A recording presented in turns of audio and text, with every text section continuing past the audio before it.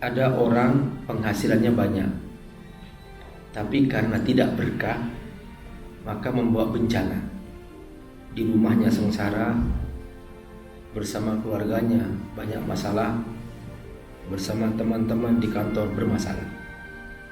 Kenapa? Karena tidak berkah.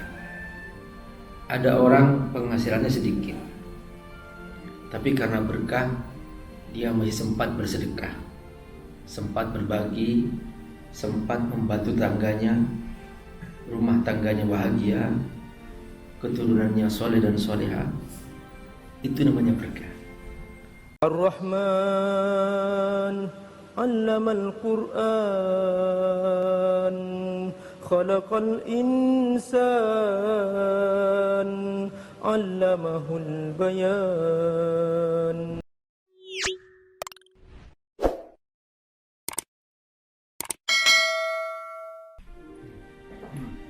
Bismillahirrahmanirrahim. Assalamualaikum warahmatullahi wabarakatuh. Alhamdulillah, wassalatu wassalamu ala rasulillah wa ala alihi wa sahbihi wa mawala. Yang Allah muliakan, yang Allah cintai, Bapak Dirut kita itu Pak Gamal. Beliau yang memimpin kita, dan kita semua adalah anak-anak beliau. Dan semua sahabat, para staf dari tingkat yang paling tinggi, direktur, dan kemudian juga staf-staf yang lain, dan yang hadir pada kesempatan ini, semoga Allah memberkahi kita semua. Semoga Allah memberkahi rumah kita. Semoga Allah memberkahi keturunan kita. Semoga Allah memberkahi rizki kita. Semoga Allah memberkahi penghasilan kita. Semoga Allah memberkahi perusahaan kita. Jadi teman-teman, mengapa kita mohon keberkahan? Barokah itu artinya ziyadatul khair. Ada orang penghasilannya banyak, tapi karena tidak berkah, maka membawa bencana. Di rumahnya sengsara, bersama keluarganya banyak masalah, bersama teman-teman di kantor bermasalah. Kenapa? Karena tidak berkah. Ada orang penghasilannya sedikit, tapi karena berkah, dia masih sempat bersedekah, sempat berbagi, sempat membantu tangganya, rumah tangganya bahagia, keturunannya soleh dan soleha. Itu namanya berkah. Jadi berkah itu tidak ada hubungannya dengan banyak dan sedikit. Di Pak Gamal nih, saya bidang saya ini tafsir Quran. Jadi saya belajar di International Islamic University di Islamabad. Jadi mungkin pembicaraan saya sekitar tafsir aja ya. Pak Gamal minta izin nih. Jadi saya hanya cerita tentang Quran aja. Jadi saya ingin ngajak teman-teman melanglang buana masuk ke alam Quran. Gimana sih kita cara bersyukur itu gimana gitu. Nah, terus apa hubungannya syukur dengan diri kita? Jadi gini teman-teman, Al-Quran itu diturunkan oleh Allah, isinya hanya satu, yaitu firman Allah. Karena yang berfirman Allah, maka pesan-pesannya pasti benar. Allah menyebutkan la raiba fihi, kamu gak usah khawatir kata Allah. Kalau kita yakin ikut Quran, udah pasti aman. Yang membuat banyak orang gelisah karena masih setengah-setengah. Hal tertentu ikut Quran, hal yang lain gak ikut. Akhirnya banyak masalah. Jadi setiap yang setengah-setengah pasti ada masalah. Misalnya nasi setengah matang gak bisa dimakan gitu. Jadi manusia setengah-setengah, laki bukan, perempuan bukan, bermasalah juga gitu. Jadi kita itu teman-teman harus maksimal. Kalau kita jadi profesional yang maksimal, jangan setengah-setengah. Kalau mencapai target yang maksimal, pokoknya apa target perusahaan kita kejar semaksimal kemampuan, itu aman. Sama dalam kita sholat misalnya, baru kita sholat.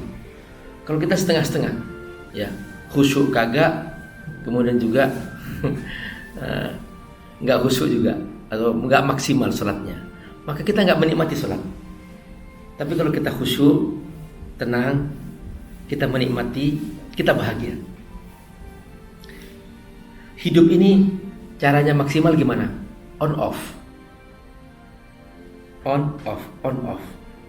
Jadi kalau pas kita di kantor, kita harus on semua kegiatan kita, target kita di kantor, dan off urusan rumah, off urusan di luar rumah. Kita harus fokus urusan kantor. Kalau kita pas di rumah, kita off urusan kantor, kita fokus ya on urusan istri. Jangan setengah-setengah di rumah. Di rumah banyak bawa kantor juga, hancur rumah kita. Istri kita merasa disepelekan, anak-anak kita merasa diabaikan. Nah, kalau pas kita sholat, kita off urusan pekerjaan, kita on sholat, kita fokus. Itu namanya khusyuk. Jadi khusyuk itu harus ada fokus, sekalipun sebentar. Sholat itu hanya berapa? Sholat itu kan hanya 5 menit, 10 menit. Masa untuk fokus gak bisa? Nah itu yang membuat kita gak menikmati sholat. Pas kita makan, kita off pekerjaan. Jangan sambil bekerja kita makan. Itu pencernaan gak sehat, pasti. Jadi kita mau makan, off pekerjaan. Karena pencernaan itu punya bahasa juga. Dia itu sinkron dengan pikiran kita. Jadi boleh jadi kita kenyang, tapi tidak sehat. Rohani kita hampa, karena kita tidak fokus. Nah itulah cara kita hidup. On off. Mohon diingat teman-teman. On off. Fokus. Sehingga menghasilkan. Allah tidak ingin kita bekerja untuk Allah asal-asalan. Kata Allah dalam surah Al-Mulk, perhatikan. Alladzi khalaqal mauta wal hayata liyabluwakum ayyukum ahsanu amala. Kata Allah, aku tidak ingin kamu asal beramal, tapi aku ingin kamu beramal yang berkualitas. Kalau hanya asal sholat tuh nggak butuh, kata Allah. Aku nggak terima tuh sholat asal sholat. Misalnya sholat pakainya najis, ya nggak sah sholatnya. Jadi nggak utuh dalam sholatnya, nggak bersungguh-sungguh mentaati Allah. Sama Pak Dirut kita pasti ingin kita bukan asal hadir kantor, tapi ingin hadir maksimal, kerja yang maksimal. Kalau hanya hadir nggak ada targetnya, nggak ada pekerjaannya, ngapain? Itu sudah otomatis. Jadi sebetulnya teman-teman, syukur itu ya itu. Syukur itu fokus. Kalau tidak fokus, tidak akan ada hasil apapun itu.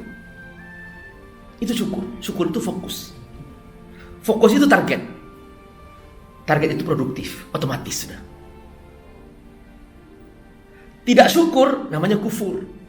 Kufur itu maksudnya apa? Kufur itu artinya ya tidak fokus. Tidak fokus, tidak mencapai target. Tidak mencapai target, tidak produktif. Akibatnya dipecat. Itu namanya kufur. Itu adalah pekerjaan. Kalau hubungan sama Allah, sama. Akibatnya masuk neraka. Kata Allah, la in syakartum la azidannakum. Jadi makna la azidannakum maksudnya produktif, menghasilkan. Aku akan tambah nikmat kamu karena kamu syukur, karena fokus, target tercapai. Maka aku tambah nikmat yang aku berikan kepada kamu. Sebaliknya, kalau kamu kufur, kamu tidak fokus, tidak mencapai target. Inna azabi lasyadid, kata Allah. Azabku pedih. Ya, kalau hubungan sama Pak Dirut ya mungkin dipecat. Tapi kalau hubungan sama Allah, ya, kalau hubungan sama Allah, teman-teman rahimakumullah, ya kita masukin neraka. Nauzubillah min dzalik. Teman-teman rahimakumullah, itu yang Allah inginkan. Kita harus tahu diri kita. Ini makna kualitas diri. Kalau kita sebagai karyawan, kita harus memposisikan diri kita di perusahaan itu. Apa posisiku? Apa tugasku? Apa targetku? Dan apa yang diinginkan bosku? Itu aja. Kalau setiap orang yang bekerja di perusahaan itu memahami makna ini dan dia fokus dan mencapai target, saya yakin karirnya akan naik dan dia akan mendapatkan bonus dan dia akan mencapai posisi tinggi. Assalamualaikum warahmatullahi wabarakatuh. Alhamdulillah wassalatu wassalamu ala Rasulillah wa ala alihi wa sahbihi mawala. Teman-teman rahimakumullah, Abi Amir mengasuh sebuah pesantren FAT Institute. Pesantren FAT ini ada di Jakarta, ada juga di Sukawangi, Bogor. Mereka rata-rata adalah anak-anak yatim duafa dan mereka belum punya asrama, belum punya masjid, dan juga mereka membutuhkan pembebasan lahan untuk pesantren. Teman-teman, membantu para penghafal Quran adalah menyiapkan mereka punya masa depan yang cerah, dan otomatis kita juga membantu diri kita sendiri, karena dengan membantu mereka menjadi penghafal Quran, menjadi para ulama, semua kebaikan yang mereka kerjakan, setiap huruf dari Quran yang mereka ulang-ulang, kita semua kebagian pahala. Bukan hanya itu, nanti di alam akhirat, di surga, mereka akan datang menyambut kita dengan mahkota yang indah, dan kita semua yang berdonasi untuk mereka akan diberi mahkota yang indah di pintu surga, sehingga kita semua bahagia selamanya di akhirat. Ayo bergabung membantu para santri yatim duafa penghafal Al-Quran di pesantren Fadl Tafsir di Sukawangi, Bogor, melalui rekening di bawah ini. Semoga Allah berkati. Assalamualaikum warahmatullahi wabarakatuh.